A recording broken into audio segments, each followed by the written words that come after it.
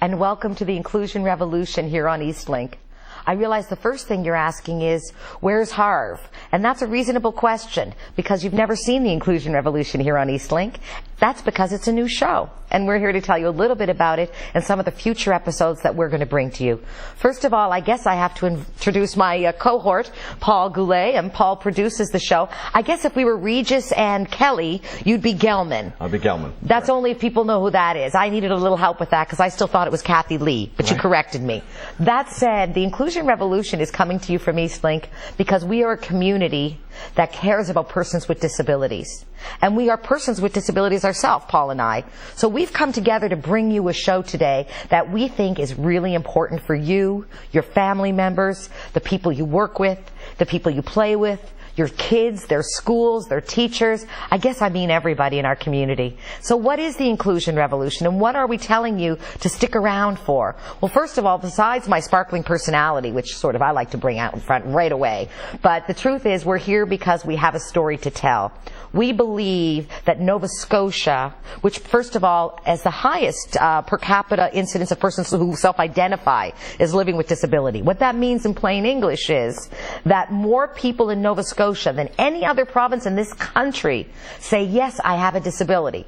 And we all know how many people either don't realize they have a disability or frankly don't acknowledge that they have a disability. And Paul and I decided that it was time to bring this message forward.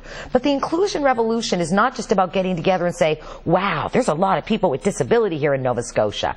It's much more than that. It's a revolution, not because we're planning on bringing in any guns. I don't expect any military coups here in Halifax. But what I am suggesting is a revolution in how we approach, how we support, and frankly, how we include persons with disabilities in our community. Now, when I speak of persons with disabilities, I guess my job is to be a little clear about our terms of reference, as we're going to be doing a minimum of 12 episodes here, and the reality is that each episode's really going to delve into something new and groundbreaking. But why Inclusion Revolution?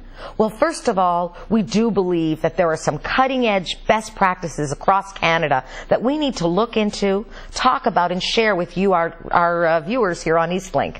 It's extremely important to us at the Inclusion Revolution that you have an opportunity to get access to information, tools, and resources that are relevant to making smart decisions for you, your family members, or the people you care about who live with all types of disability. Well, what is a disability? I mean, I hear that all the time, Paul, and people are always asking me.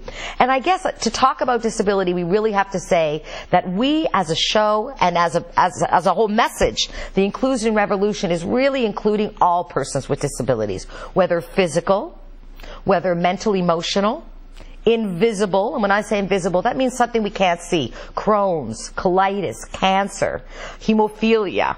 The things we don't see but clearly affect somebody are an invisible disability. In addition, we're also inclusive of cognitive disabilities, which include learning disabilities as well. And of course, we talk about physical disability, some of the obvious barriers that people in our community are living with every day. As we came in today, the first thing I noticed was the snow.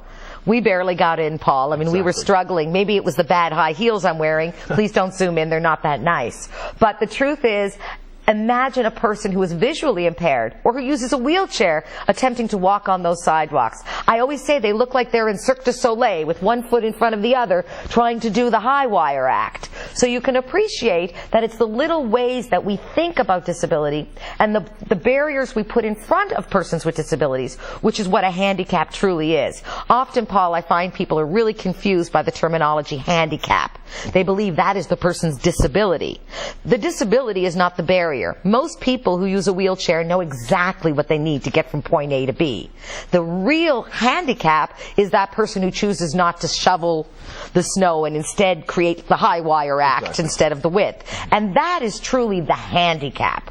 And I'm going to continually share with you terminology and understanding of what disability is throughout the entire show so that you're always kept in the loop. You always have the same terms of reference we do, because there's nothing tougher than to be talking about the same thing and using different terminology. That's what I call the babble when we all are trying to say the same thing in different languages. So Inclusion Revolution is dedicated to our community. It's dedicated to bringing forward relevant information on universal access, which simply means including everybody, not just the person with disability. A great example of that is a grocery store with a ramp.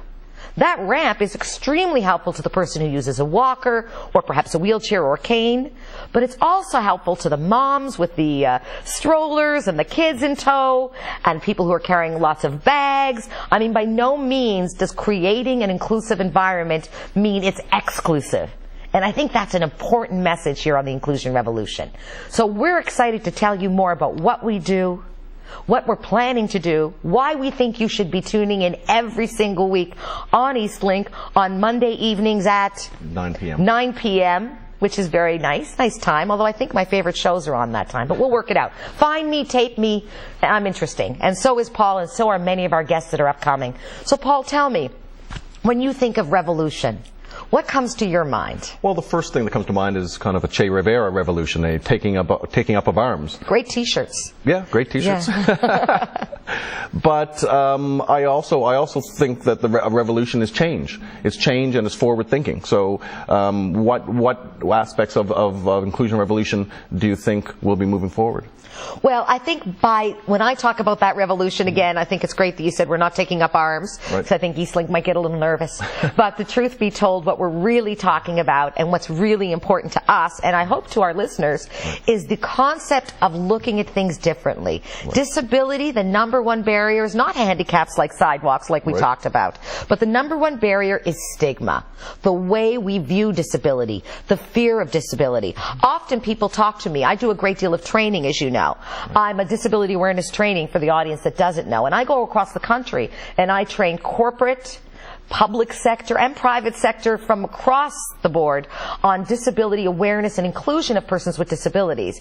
But what's really interesting, Paul, is that what I've learned from this is that the number one thing people is afraid to do the wrong thing. So I never call it sensitivity training, because I do not believe the majority of people are insensitive. I call it awareness training, because it's really bringing forward what I think we all know somewhere in the back of our heads, what's right and what's wrong about making everything accessible to everybody, but somehow bringing that forward and thinking about it and being aware of it is the most important thing that I think the Inclusion Revolution should do. So equalizing. Equalizing the playing field. Absolutely. You're going to hear me say that ad nauseum. And that's important, because I think if we talk about equalizing the playing field instead of that concept of special. So let me tell you one of my basic concepts, and I know you believe this too. And let's share that with our audience. Equal versus special. Now take a minute.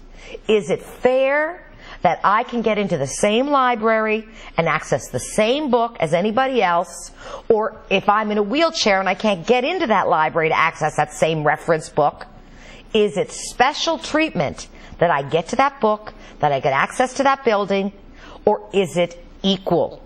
And the answer is equalizing the playing field. Truthfully, it's really fair and equitable, but it doesn't roll off my tongue as nicely as equal versus special. So bear with me. Okay. But equal versus special is such an important concept. I think I build all of my training on that concept. As soon as we stop thinking about giving someone extra lighting as being special when they are visually impaired, and we start thinking about it as equalizing the playing field, we've taken our first steps towards truly an inclusion revolution. So I invite all of our listeners and all of our viewers today to really think for a moment about whether you look at disability as being something that is special to accommodate in your workplace, or equalizing the playing field. And if you're like me and you believe that it's about equalizing the playing field, I think you're going to really love the show.